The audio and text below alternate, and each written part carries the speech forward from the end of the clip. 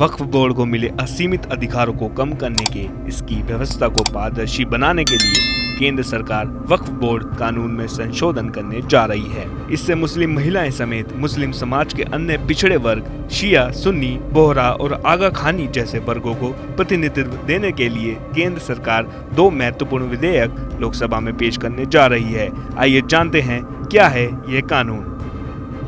जानकारी के मुताबिक पहले बिल के जरिए वक्फ कानून 1955 में महत्वपूर्ण संशोधन लाए जाएंगे, वहीं दूसरे बिल के जरिए मुसलमान वक्फ कानून 1923 को समाप्त किया जाएगा। इसके बेहतर कामकाज और संचालन के लिए 44 संशोधन पेश करके 1995 के वक्फ अधिनियम की संरचना में बदलाव किया जाएगा।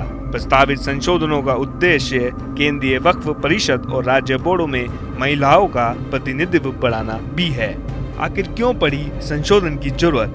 सरकार का कहना है कि वक्फ बोर्ड कानून में संशोधन करके केंद्रीय पोर्टल और डेटाबेस के माध्यम से वक्फ के पंजीकरण के तरीकों को सुव्यवस्थित करना है।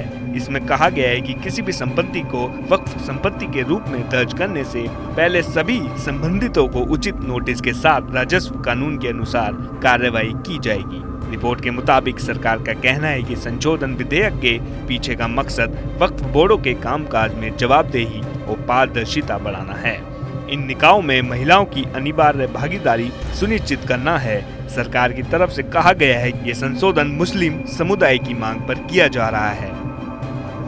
केंद्रीय अल्पसंख्यक मामलों के मंत्री किरण रिजिजू ने कहा कि अखिल भारतीय सूफी सज्जादानशी परिषद प्रतिमंडल ने, जिसमें देश के कई दिग्गजों के प्रमुख शामिल हैं, ने इस कानून का समर्थन किया है। उन्होंने कहा है कि प्रतिनिधिमंडल ने पीएम मोदी के कामकाज की भी तारीफ की है।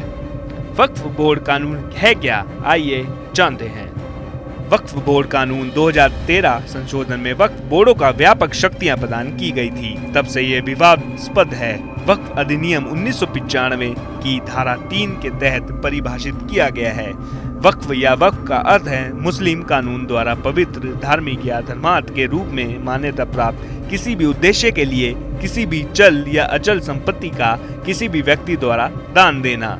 वक्फ अधिनियम 1995 एक वकीफ वह व्यक्ति जो मुस्लिम कानून द्वारा धार्मिक या धर्मार्थ के रूप में मान्यता प्राप्त किसी भी उद्देश्य के लिए संपत्ति समर्पित करता है, द्वारा औकाफ दान की गई और वक्फ के रूप में अधिसूचित संपत्ति को रेगुलेट करने के लिए लाया गया था।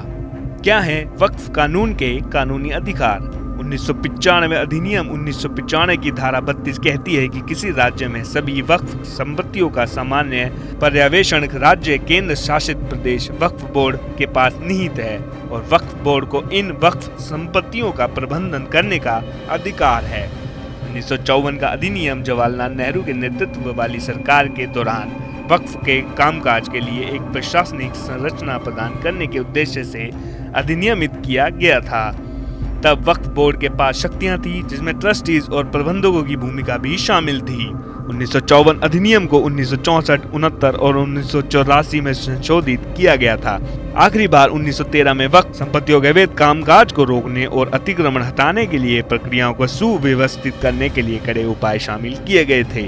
वक्फ बोर्ड की स्वायत्तता खराब हो जाएगी और यदि वक्फ बोर्ड पर सरकार का नियंत्रण बढ़ जाएगा तो वक्फ की स्वतंत्रता खत्म हो जाएगी।